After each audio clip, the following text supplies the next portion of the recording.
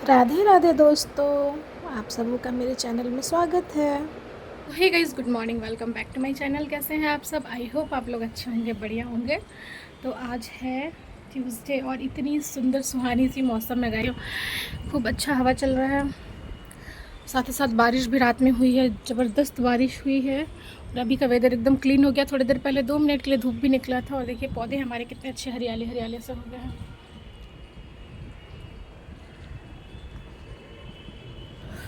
और पतिदेव और बच्चे स्कूल जा चुके हैं। मुझे करना है घर का ढेरों सारा काम, बट उससे पहले ना मैंने सुबह सुबह का बहुत सारा काम कंप्लीट कर लिया था और अब आ गई हूँ अपना ब्रेकफास्ट लेने। तो मैं आपको दिखाती हूँ आज अपने ब्रेकफास्ट में मैंने क्या बनाया है।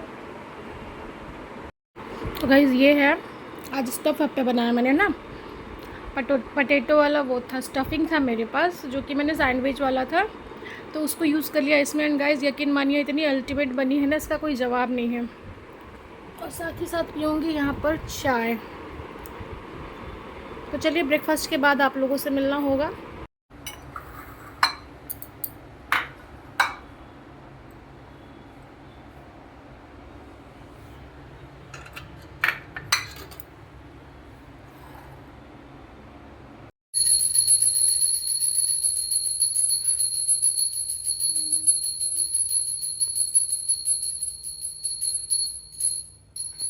एंड गाइज अभी ना शाम के बज रहे हैं 6:30, ठीक है, मतलब 6:40 समथिंग हो रहा है।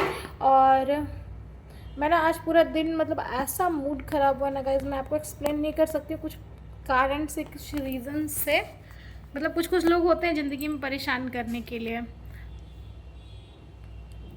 तो अभी मैं यहाँ पे बच्चों को पढ़ा रही थी क्योंकि बच्चों के पेपर है, उनका शेड्यूल भी आ गया, उनका सिलेबस आ गया है। 10 सितंबर से बच्चों के पेपर हैं और उस बीच में फेस्टिवल सीज़न है, तो अभी हमें ढेरों सारा काम भी करना है, पढ़ाई भी करना है, फेस्टिवल्स की तैयारी भी करनी है। मेरे यहाँ तो हो ही गया है फेस्टिवल का तैयारी, आपको मैंने दिखाया था। और ये अनन्या ताक झाँक कर रही हैं। सो गाइस पता है क्या हुआ, अभी अथर्व से पूजा पाठ भी करवा लिया है मैंने, शाम वाले। आजकल उसको थोड़ा पूजा में फोकस करवा रही हूँ क्योंकि ना पूजा करना भी बच्चों के लिए एक अच्छे संस्कार और मैनर्स होते हैं। और क्या ही बताओ, मतलब मैं आपको बताती हूँ कुछ पर्सनल चीज़ें। सुबह के सारे काम करने के बाद ना गाइस मैं पतिदेव का लंच वंच भेजी। उसके बाद ना आज पहले तो मेरी मेड मेरा मूड ख़राब करके चली गई और उसकी वजह से मैं बहुत ज़्यादा स्ट्रेस में आ गई थी। फिर बाद में ठीक हो गया, प्रॉब्लम सॉल्व हो गया। एंड हमारा ना एक गाइस एक शॉप है, हमने बहुत पहले बाई करा था। तो अभी क्या हो रहा है ना, उसके जो रेंटर हैं वो हमें टाइमली पैसा पेमेंट नहीं करते थे। तो फिर भी हमने कहा कि चलो ठीक है, हर 2-3 महीने पे वो दे देते थे। अभी उनका क्या डिमांड था ना कि वो अपना शॉप है हमारा, कुछ कुछ रिपेयरिंग करवाना था। तो हमने उनको पैसे पे किया, उन्होंने गेट वेट रिपेयरिंग करवा दिया।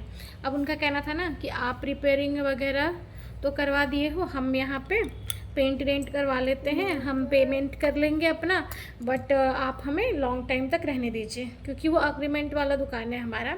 बट आप सोचो गाइस कि अगर हम किसी को लंबे समय के लिए, क्योंकि हम आउट ऑफ सिटी रहते हैं, वो हमारा शॉप जो है वो दूसरे सिटी में है, तो क्या ये देना सही होगा? प्लीज़ आप लोग मुझे सजेशन में बताइए कि क्या हम किसी को जिसको हम पर्सनली उतना नहीं जानते हैं, वो जस्ट हमारे रेंटर हैं, तो अगर हम उनको लंबे टाइम के लिए हाँ कह देते तो फिर वो कभी कभी हमारे लिए ट्रबल क्रिएट हो जाता है।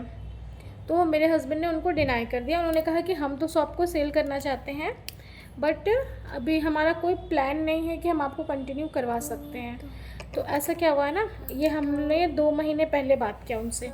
अभी ऑल ऑफ सडन हमारा जब 2-2.5 महीने कंप्लीट हो गए, हमको रेंट नहीं मिला। हमने जब उनसे पैसे मांगे ना, तो वो भाई साहब गायब हैं, कॉल नहीं रिसीव कर रहे हैं, बात नहीं कर रहे हैं। पैसा देना तो छोड़ दो आप, ठीक है। कल अचानक से उन्होंने कॉल किया, कहते हैं कि मैं शॉप खाली कर रहा हूँ, आप देख लो, आप एडवांस वेडवांस जो हमने दिया था ऐसा वैसा। तो मेरे हस्बैंड ने बोला कि आपने 2000 एडवांस दिया था, बाकी जो हमारा निकलता है ढाई, अभी 3 महीना मतलब वो 1 वीक और रहेंगे, लगभग 25 दिन 1 महीने का रहेंगे। अब उनका कहना है क्या कि हमें तो 2 महीने का ही देना है, हम 3 महीने का नहीं दे सकते हैं, एक्सेट्रा एक्सेट्रा। तो मेरे हस्बैंड ने बोला कि लगभग 3 महीना कंप्लीट हो जाएगा और हम तो आपसे नहीं कह रहे हैं कि आप कल के कल शॉप खाली कर दो, आप चाहो तो कंटिन्यू कर लो इस महीने, जब आपका डेट पूरा हो जाएगा तब आप खाली कर देना। अब वो भाई साहब ना रेंट दे रहे हैं, ना हमारा फ़ोन रिसीव कर रहे हैं। पता नहीं हमारा दुकान मतलब कोई आगे पीछे है ही नहीं देख रेख करने वाला, इतना परेशानी हो रहा है ना।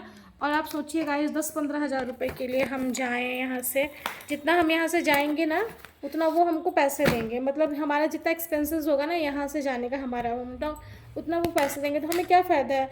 लास्ट टाइम मैंने अपने पतिदेव से बोला आप एक काम कीजिए छोड़ दीजिए, अगर वो बंदा नहीं देता है पैसा हम कुछ नहीं कर सकते हैं, छोड़ देते हैं, हमें कोई बेनिफिट नहीं मिला है।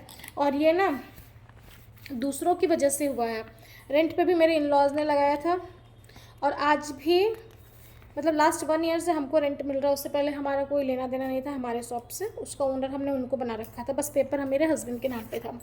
अभी प्रॉब्लम क्या हो रही है ना गाइस कि ना हमें आगे पीछे हम उसका मेंटेनेंस भर रहे हैं, इलेक्ट्रिसिटी भी हम ही भर रहे हैं, उसके बाद जो होल्डिंग टैक्स वगैरह होता है वो 10 ईयर्स का होकर के 25,000 रुपये हमने भरा है। आप मुश्किल से 5,000 भाड़ा हम रिसीव नहीं कर रहे हैं और हमको 25-30 हज़ार रुपये भरना हो रहा है। उससे बेटर है कि हम उसको खाली करवा देते, बट वो बंदा कह रहा है कि हम खुद ही खाली कर देंगे। हमने बोला कि ठीक है अच्छी बात है, हमें नहीं चाहिए, एक्चुअली हमें नहीं चाहिए कि आप हमको भाड़ा दो और हमारा दुकान ट्रबल में रहे। तो ये प्रॉब्लम, और मुझे कल से इतना गुस्सा आ रहा है इस बात पे, मैं आपको बता नहीं सकती हूँ, इतना चिड़ और गुस्सा आ रहा है क्योंकि हम लोग भी रेंटेड हाउस पे रहते हैं। हमारा मतलब 1 तारीख को मंथ पूरा होता है, 2 से 3 तारीख मैक्सिमम 3 तारीख हमारा जाता है पेमेंट करने का।